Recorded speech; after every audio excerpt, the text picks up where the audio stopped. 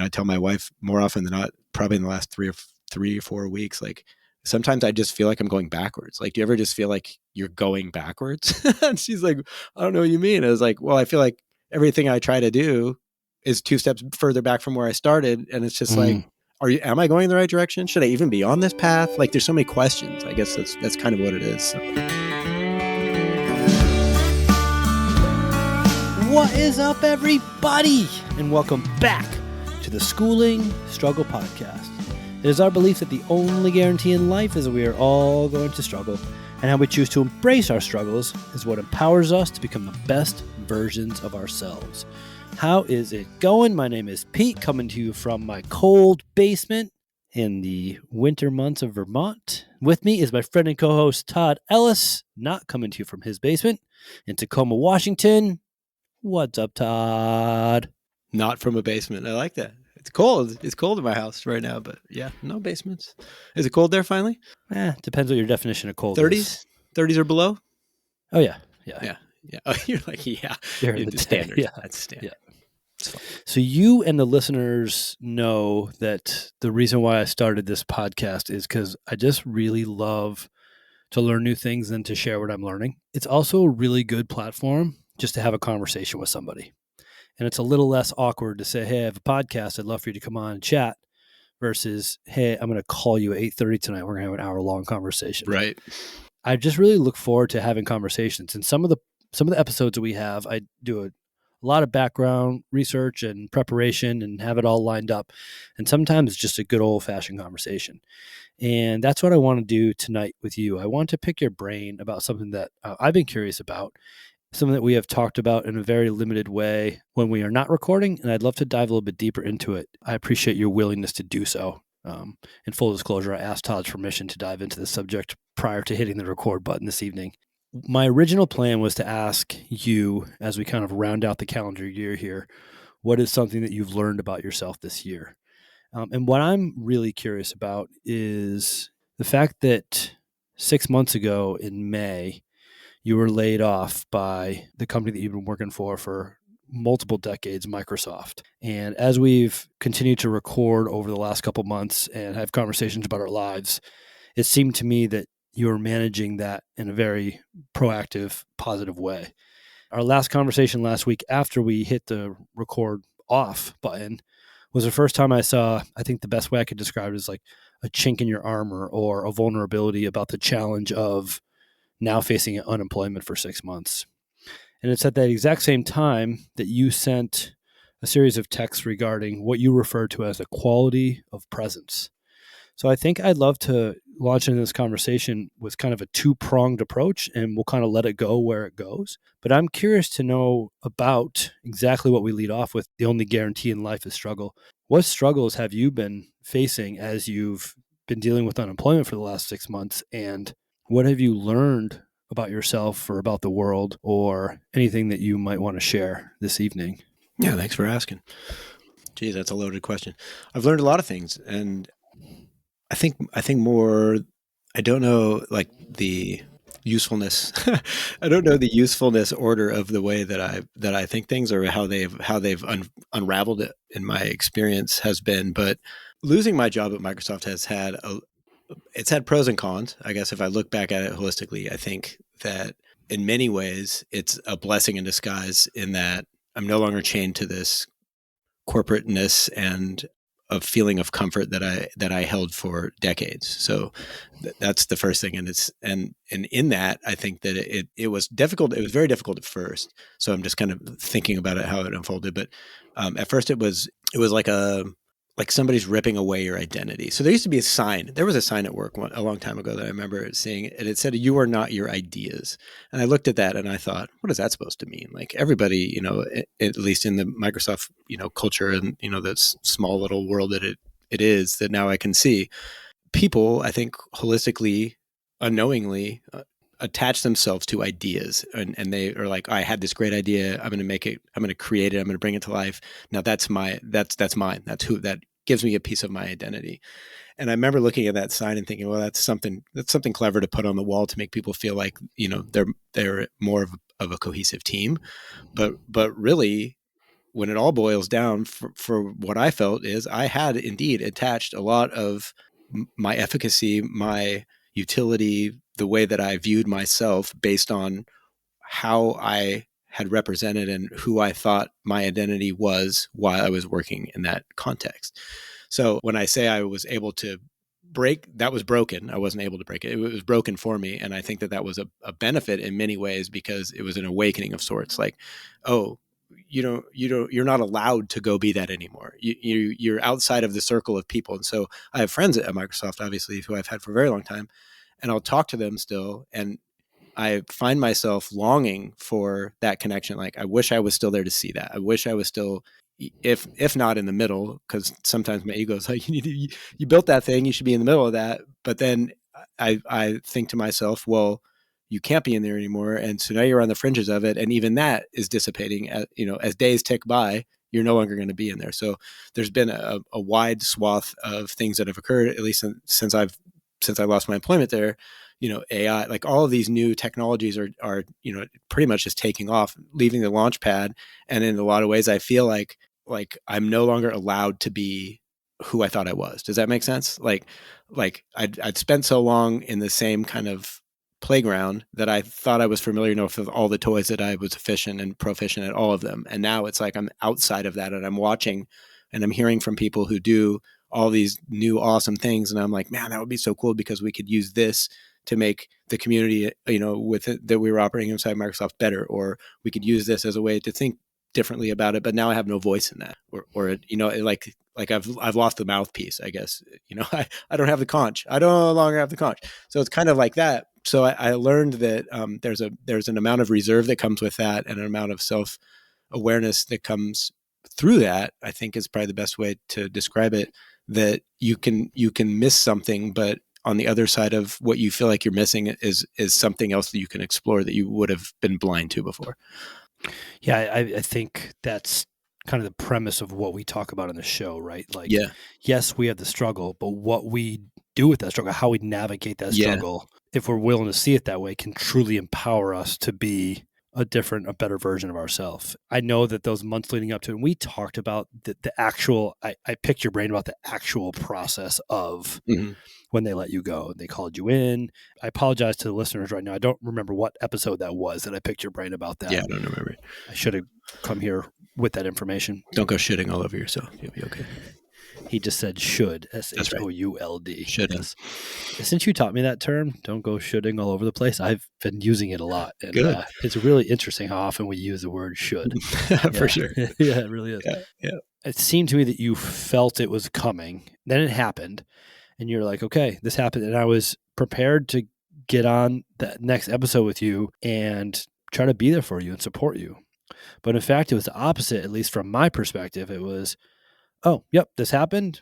I'm going to go take advantage of this opportunity. And you went out and traveled to see your kids out in the Midwest, and you went down to California and worked at a CrossFit event, volunteered at a CrossFit event. And you did all these things that I was really jealous of, and I think it would be really cool to go, fishing out in Wyoming. Is that where you went, or Montana? Oh, yeah. Multiple times. Yeah, all the things that you were doing, and it just seemed like you were really making the most out of this experience. You never talked negatively about the challenges of it or anything like that. And just this last week when we were chatting, I just got a little flavor of this is challenging now. Yeah. And yeah, I was just curious kind of where your mindset is about that. And then to tie that into a text thread that we shared this week that you led off about being present in the moment. And I've shared that I think that's my single biggest struggle right now. Of all the things that I think that I should make gains with or make improvements in my life, I think my inability to be present in the moment is something I really am struggling with. To hear you kind of talk about that and what you refer to as the quality of presence, which we can talk a little bit later about in this episode, just all kind of tied in for me.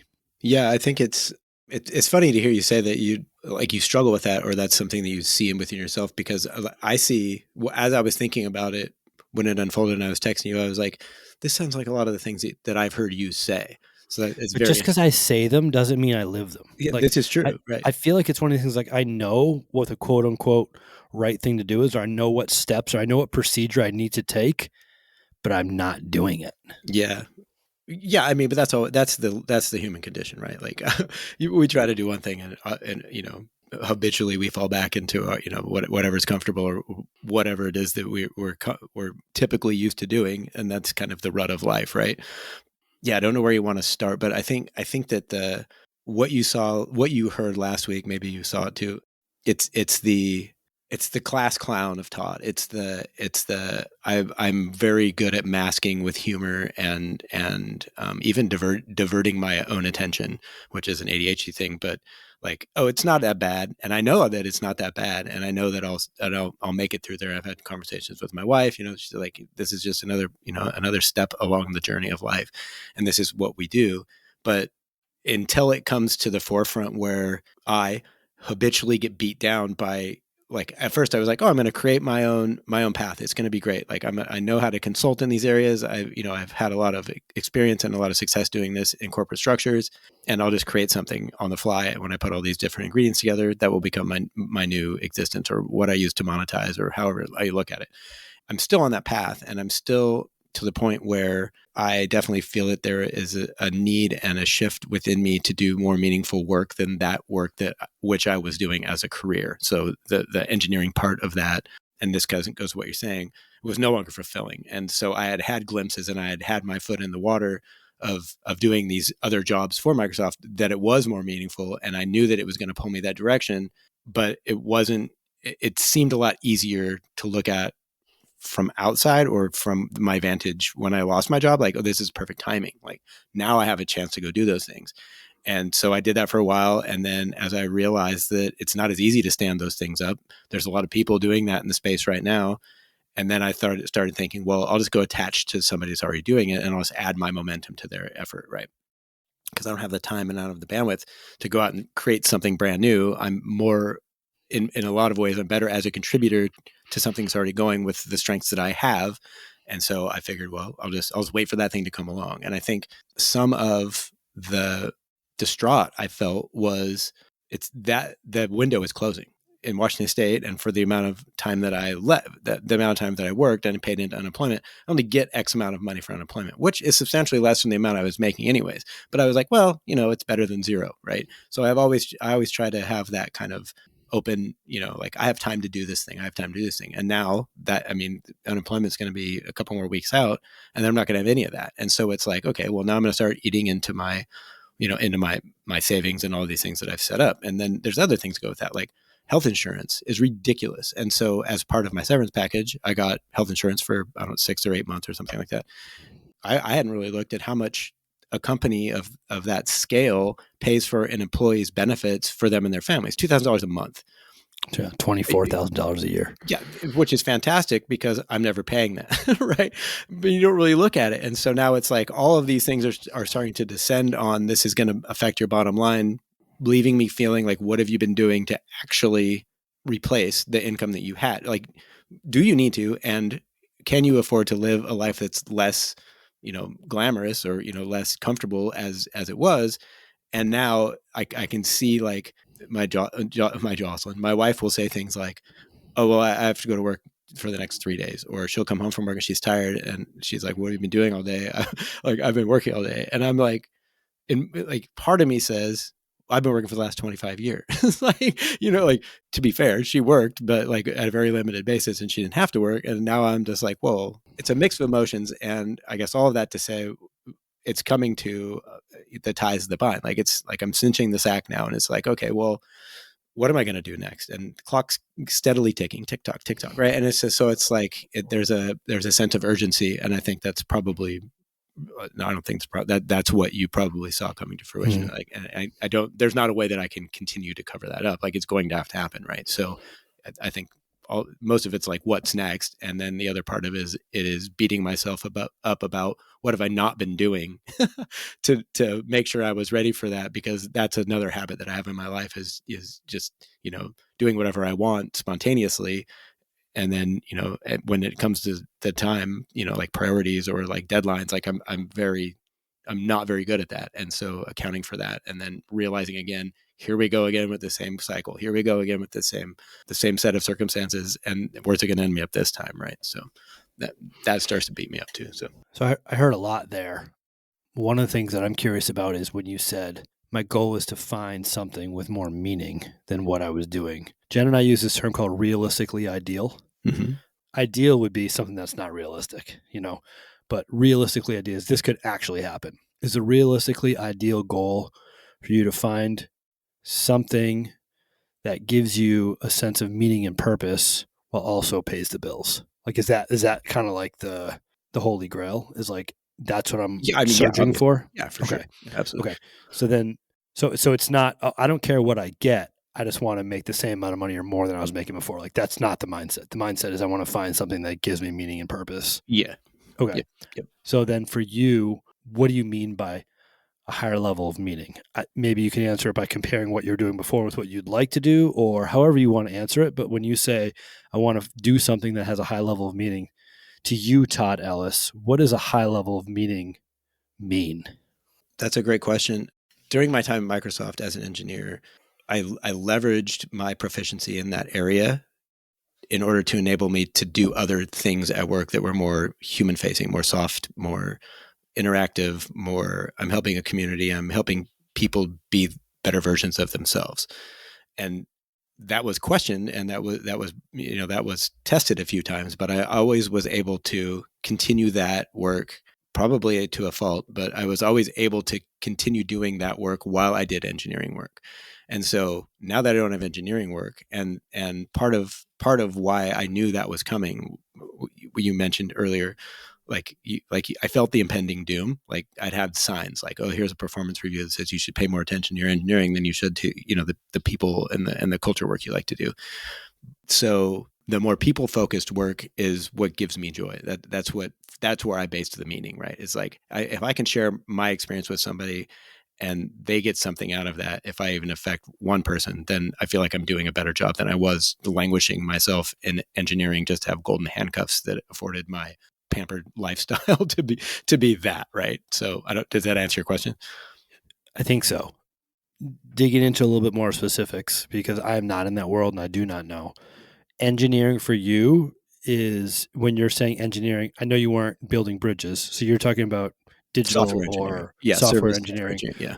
So, are you able to explain to someone like me that can understand it in like a minute or two, like what that actually was, like what you like? I was coding to help build this product, or what is it that you were going and sitting down and working on? Yeah, so that's a loaded question, but in basic terms, the work that I did for Microsoft for most of my career would be, think of it as an infrastructure role. Like, let's say you get on this platform to do something and something doesn't work, or something's supposed to work and it works a different way, or you need something to be fixed. I was always watching the services to make sure that people who are utilizing them could get what they're paying for, I guess, for Microsoft, right? So whatever that, I mean, it encompasses a lot, but that's Yeah, typically the role, right? yeah, and I imagine over 25 years there was a lot of different things. Yeah, absolutely. Yep. Yeah. And then when you refer to the soft work or the human side of your work, can you give me an example of something you were doing in that realm? Yeah, sure. Anything that has to do with employee relations internally in the company, anything that has to do with neurodivergence, disability, like things where people come together in huge groups, even in small groups within huge structures where they feel like they need support in a different way, like in a more human touch, right? And that something that you saw a need for in the company and you kind of stepped up and said, "Hey, I'd like to take this on or do this," Yeah. or Yeah, absolutely. yeah. Yeah, yeah. I mean, you can imagine where 100,000 people get together. There's definitely going to be groups of people within that are like, "Hey, I need this," or "Why don't I get that?" or "We could do better with this," right? So in a way, what we do in this podcast is on the human side of your interest is sharing what you're Absolutely. learning. Yeah, absolutely. I Yeah. mean, yeah, for sure. We don't monetize so well. No, but that's okay. This is Sometimes you our need to free monetize. this is our free service to the world. Yeah, yeah. All right, that gives me clarity on a number of things, and I appreciate you sharing. Sure. Anything else that you feel that you're feeling pressure on or of when it comes to this that is kind of that the clock is ticking and you're feeling discomfort? I don't know if that's the right word, or pressure to make a move. Well, I mean, that's an interesting question too. I think it's all related, right? So all of the things I fill my time with now are easy for me to look at and say, how is that getting you closer to anything you hope to achieve? Yeah, Or that's what I was asking. Yep. like how do you justify what it is you've been not doing or doing as being in a direction of that which you say you hope to go, or that which you know you need to go, or you should be going, which is another problem, because then you have all these other people's perspectives on you, right? Like, oh, you've been out of work for a long time. Have you been looking for a job? Yeah. And it's like subtle questions like that make you start thinking like, yeah, I've been looking, but like, do you know how hard it is? Like, have you had to look for a job? So then there's like an overlay of, it's almost like shame, but then it's like you start to look at people in their lines of questioning, like, why are you being so judgy? Like you have no idea how, you know what I mean? It's like, it's hard to articulate. It's like, why are you judging me based on what you know about what it is that you do that has nothing to do with what I do? You know what I mean? It's like unrelated. So that's just one added pressure though. Like you start to feel the weight of all of these things add up. And then you begin to ask yourself these questions, like almost in an echo chamber. Like, yeah, what am I doing? Like, what have I been doing? Like, am I even good enough to be, you know what I mean? It's like you start to question your existence. I mean, it's not existence, but I mean, I don't know. It's a weird spot, but. So what does your day look like? Do you wake up and think about like, oh, I'm going to look into stuff for employment type stuff? I know you were saying that there was requirements to maintain the payment for the Yep. unemployment. So you need to prove that you're putting in Yeah. resumes, or Yep. at least make it look like you're reaching out. Does a portion of your day set aside each day to dig into this, or is it I'll get to it when I get to it type of thing? No, I mean, you definitely, for the requirement, you have to do it every week. That's going to run out pretty soon. So then you find yourself like, well, I mean, is it really that big of a deal? I'm not having any luck. So like, what does it really matter? So, you spent at the beginning, I'm like, at the beginning, I was like, kind of, whatever, I'll create my own thing. It'll be fine. I'll find something or create it. And then about halfway through, I don't know, a couple months in, you're like, wow, really? Like, even when I look for things that I know I'm really good at, nobody's even responding. So then it's just like, is that really, like, maybe I should have been on this a little bit faster, even to get the job that I know I can really do. And now it's to the point where it's just like, it's almost a joke, because nobody even gets back to you with like all of these different, certification, like all these things that I've amassed over the last 2 decades seem to not matter at all. And then it's even worse when you go look towards the softer skills or the meaningful work in that space. It's like, you commonly hear stories about, oh, well, they've gutted all those programs. That's no longer what they're focused on, because now they want to get back to money making. And so it's like, it's a weird mixture of feelings about how I feel about myself, how I feel about people in the market, because it's like, you're not really, you said all these things and now you're not even caring about people who now want those jobs or hope to fill those jobs. And it just seems like it's just a money grab everywhere. So then it just adds a whole nother layer of what is the world coming to? Like, sometimes I tell myself, I tell my wife, I was like, this is how you know you're getting old, because you start complaining about everything that like doesn't feel just, but at the same time you have to navigate and live within that system. So it's like, what are you supposed to do? So then there's conflicting, ideas and things about that. So yeah, it's a smeltering pot of all kinds of different emotions and actions and inactions. And I tell my wife more often than not, probably in the last 3 or 4 weeks, like, sometimes I just feel like I'm going backwards. Like, do you ever just feel like you're going backwards? And she's like, I don't know what you mean. I was like, well, I feel like everything I try to do is 2 steps further back from where I started. And it's just like, am I going in the right direction? Should I even be on this path? Like, there's so many questions. I guess that's kind of what it is. So for me anyway. Yeah. Do you know off the top of your head statistics? Like, so you live in the Seattle area. Seattle is where Microsoft headquarters is. They laid off X amount of people. So, and there's X amount of people right now that live in your area that are looking for employment. Like, I don't know the hard statistics, but I know that every day for the last 6 months, I look online and I talk to people who are in the industry, and some of them get jobs and then they lose it again. Like almost 2 or 3 weeks later, another round of layoffs come and they just got hired and they're off.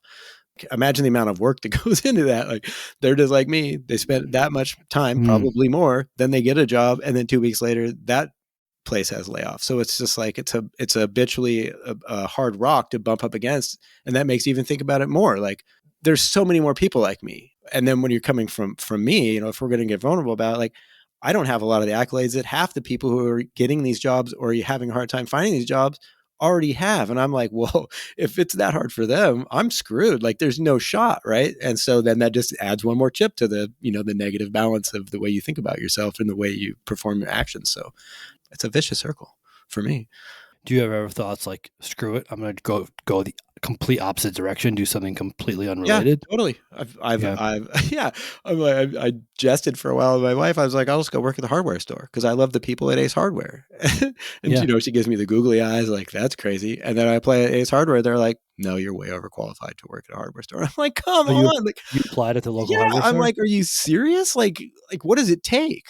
I mean, at this point, I'm like, I don't even know where to look. I mean, I can go flip burgers at McDonald's. I'm probably way too well qualified for that, but Yeah. it's just weird. It's very strange because I think that I was operating under a false pretense that I've been in this industry for so long that it would be not too hard to get back into it. And it's a lot more difficult than I ever Hmm. had imagined. So, but then there's the other side that I don't really want to go back there because I want to do the Yeah. work that I want to do. So now it's like it's a weird wonky. Yeah. Huh, interesting. Yeah. I think that's a great segue for the next portion of this conversation that I wanted to have with you. And you said exactly what you just said about, thinking about this and not quite sure and all these thoughts that are running through your head. And I know that you've had a little extra time to do some of the meditation. I don't know if you've been doing more meditation than when you're working or not, at least in the correspondence we've had recently. And I'm just going to share it to listeners, as I often do. I'm learning that I will often read our text threads. You share with me this. I spend time planning, plotting, paving events in a future projection with an intent that, in doing so, will point me ahead and that will somehow help me be better than moments I've had in the past. While meditating recently, then observing what the ether or the ether of my mind reveals, it occurred to me that it's the singular quality of one's presence in the reality of the space we are afforded to exist at that point. The present, which we can leverage the greatest impact. And you referred to that as the quality of presence. And I'm really impressed that you you shared with me right before I hit record tonight that you came up with that. The quality of presence. It wasn't some fancy Hopped term that right you in invented. there. Yeah. So speaking of quality of presence, you wrote, to drive this point, an exercise emerged. How might experimentation with what has historically seemed massive and undertaking be made snackable and granular? The smallest effort with the greatest flexibility. And you wrote, I can't believe I've missed this in my trainings of the mind and through our conversations. So you wrote, and this is kind of the actionable piece here, take the smallest space we have, each second, each moment, in each, focus attention on intentionally creating opportunities to be the most accurate likeness of ourselves at that time. And you have so many benefits from this and so many unknowns. And I think that right there is exactly what you share. What you shared is exactly what I would love to spend more attention and intentional time and energy and effort doing. Yeah. Well, it's interesting because I think I was telling you last week or maybe a couple weeks ago about the environment that I felt like I was missing to have these insights, like these aha moments is what I like to call them. And I used to have them like I would listen to books on the way to work, hours at a time and, hear different people's perspectives. And I know that there's a power in that. But this time I was sitting there and I was just thinking to myself about whatever it was that I was thinking about.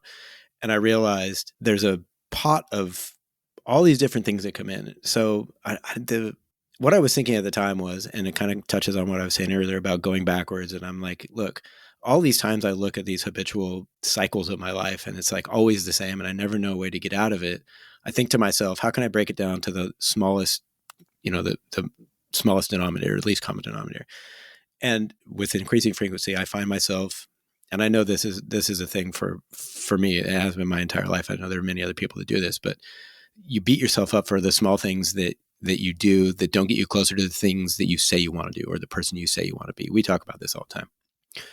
And what I realized is instead of beating yourself up for each little thing until it becomes a tipping point to the bigger thing, how about you just look at each moment you have and think about how can I do something in this moment to make it a little bit better than what I could be doing, even if you have the awareness. If you don't, then that's even a better opportunity. So we talk about, and we've talked about this at length, about looking for the lessons and everything, trying to find the opportunity to learn something from a hardship or a situation that goes on where it may not be unfolding the way you want. But when I was thinking about this earlier, I was thinking to myself, if you break it down to each tiny second, each, snackable chunk, if you will, and then you create the opportunity for yourself. So here's a perfect example. I'll go by people on the freeway or that are stuck in their car. And I used to stop and I used to ask them, how can I help you? Are you good? Right. I don't do that anymore. And so I started thinking to myself, Why don't you do that anymore? this is it. It's because I can't put a direct finger on it, but part of it's fear, because I think in this crazy world, I don't know who's going to shoot me when I stop by their car, because it's getting pretty crazy where I live. And the second part is because I haven't been spending enough time intentionally doing the things that make me uncomfortable. And so now when I think about it, I think earlier I borrowed my my son Ryland's friend Dennis. We're always all three of us are pretty good friends. And I'm like, oh, I need to borrow your truck. I need to go get some lumber. Oh, I need to borrow your truck because I need to tow something heavy, blah, blah, blah. And he's like, whatever, just take my truck. And it just becomes common. And so he was here earlier and he's hooking up some electrical for me on this thing I'm doing. And I stopped and I was like, here's a point where I could say something. And my mind said, you shouldn't say that. That's stupid. He knows that you're appreciative of using his truck. And I just stopped and I said, hey, thanks for letting me use your truck. And he looked at me like, why would you say that? And I was like, these are the moments. Like, these are the small things that you can, these snackable bits, these, quality of presence is, I know enough about what's going on around me to know that I haven't been doing what I thought I should be doing, or taking the small little, tiniest little things and then making them add up at the end of the day. And so that's my newest endeavor is intentionally focusing on, if I come home or if I'm driving by a flower stand and there's a girl with flowers, my wife would like flowers. Why wouldn't I just go get her some flowers? Because 7/8 of the time I come home, I never come home with flowers. I come home with some, crappy attitude, or, it's just like something that's not being helpful. And so why not just slow it down and intentionally do things that are going to add up in a way that makes a difference to other people? And then eventually, obviously, I can feel better about it when I do it. And then I think that will push the scale over on the other side. So that's my current train of thought. Yeah.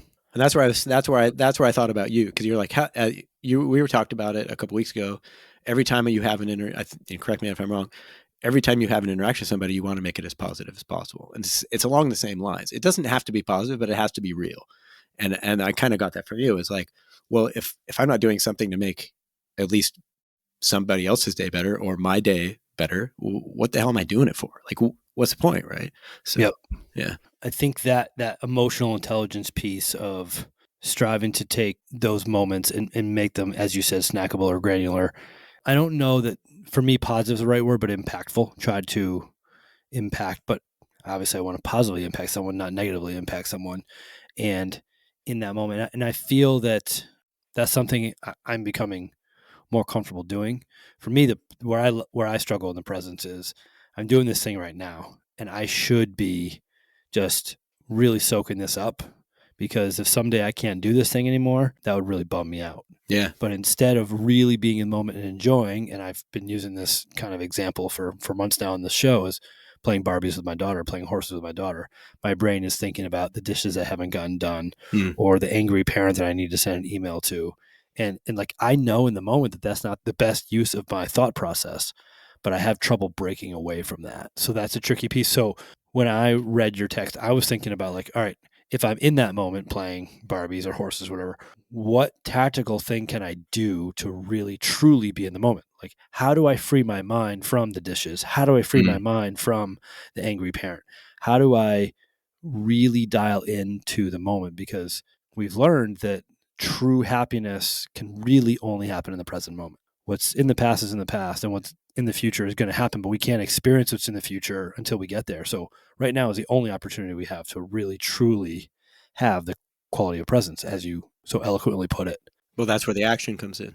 If you take an action that centers you back in it, right? Like, some people will center on their breath, Yep. some people will center on sounds, right? And those are all great things to anchor you.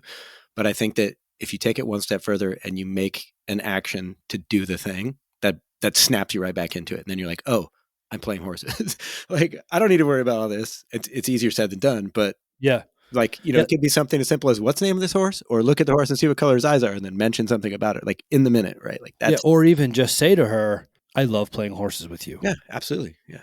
But Yeah. and I feel it's even better. Like that's a perfect example. It's guttural. Like you think like, should I say that? And once it spills out of your mouth, then you know you're in the minute because now I'm Yeah. feeling vulnerable and she's heard me and we've heard each other and now we're just playing horses, right? Like nothing Yeah. else matters, right? Yeah. So for me, so you said you had that moment to thank your buddy for letting you borrow the truck, and you thought twice, and you're like, I'm going to say it. And it might have felt kind of weird or kind of awkward for both of you, but you decided to say it anyway. Yep. And based on the fact that you shared this, I'm guessing that you're glad you did share it. You Yeah, did say it. absolutely. Is that Yeah. correct? Yeah. I've gotten past that. I don't have any awkwardness in expressing gratitude in any Mhm. capacity. I actually think it's probably the other way around, as I do it so often that often people wonder if it's even genuine because I'm doing it so much. Like, like my buddy saying the over under when we have these Yeah. shows, how many times I use the word gratitude, right? So that's what I worry about. Does the fact that I am writing these thank you cards, or the fact that I'm taking a moment to express my gratitude, does that seem ingenuine? Ah, And but like, this, I yeah. truly love being in the presence of my students. Yeah. Like, they really lift me up, even when they're having tough days, or when they're not engaged, or they're mindlessly scrolling on their phone for giant portions of the class. I'm so grateful to be in their presence. And when I say that to them, I think they don't know how to take it. Like, is he just saying this to make me feel better? Like, why would someone say this? My challenge often is, how do I communicate in a way that is truly meaningful and received in a way that that person can enjoy the presence as Mhm. well? Yeah. I mean, for Yeah. that, it might be, I don't want to go problem solving, but that's what I like. If you say that and you're like, and they're like, that was awkward. Like, do you ever articulate how or why? Like, why is it meaningful to you? Why are you in such gratitude for that? Yeah, I mean, I think I try to, at least in the school setting, you always tell people why you're teaching them what you're teaching them. So providing that reason why, I think, is very important. Yeah.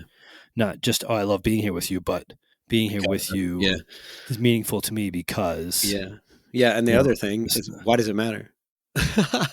Like, why does it matter that you think that you're overly gratuitous? Like, is that like, I mean, it's not enough to stop me. I'm not yeah, too worried about it, good. but I'm curious to know if people think like, what is the deal with this dude? But Yeah. like, I've just decided that snackable granular piece for me in the moment is to express that Yeah. level of appreciation. And that's one of the ways that I can do that. And I want to continue to be present in the moment in ways that will free my mind from all the other crap that I have going on in there. Yeah. Yeah. I don't know if you're ever going to reach that nirvana, but that's kind of one that people have been trying to do for thousands of years. I could declutter my mind so I could just think about cool things. Yeah. Yeah. Good luck with that. Yeah. Yeah. Well, it's been really cool to kind of dive into your thoughts and vulnerabilities and your perspectives. And I think you're really good at shedding tears and not letting it hear in your voice. But to the listeners out there were parts of this conversation where Todd was wiping his eyes. Yeah, I'm grateful to have these conversations with you, and thank you so much. Yeah, you're welcome. Thank you for holding the space. I think it's cool. Better than yesterday. If Hopefully. Washington's anything like the Northeast, there's lots and lots of teachers positions open, and Yeah. Well, every school's dying for subs. Hop in there. I would have had to start, going to school a long time ago for that. So I yeah. don't know. You can go to Florida and get a job tomorrow. I don't want to go to Florida. I already did They'll that. they'll hire warm bodies. Yeah. I don't know. To all the listeners out there, we so very much appreciate your ears. We thank you for your time. We are incredibly grateful for your attention. Hit us up, schoolandstruggle@gmail.com. With that said, on behalf of my friend and co-host Todd, we are the School and Struggle Podcast. We are out. See you later, alligator.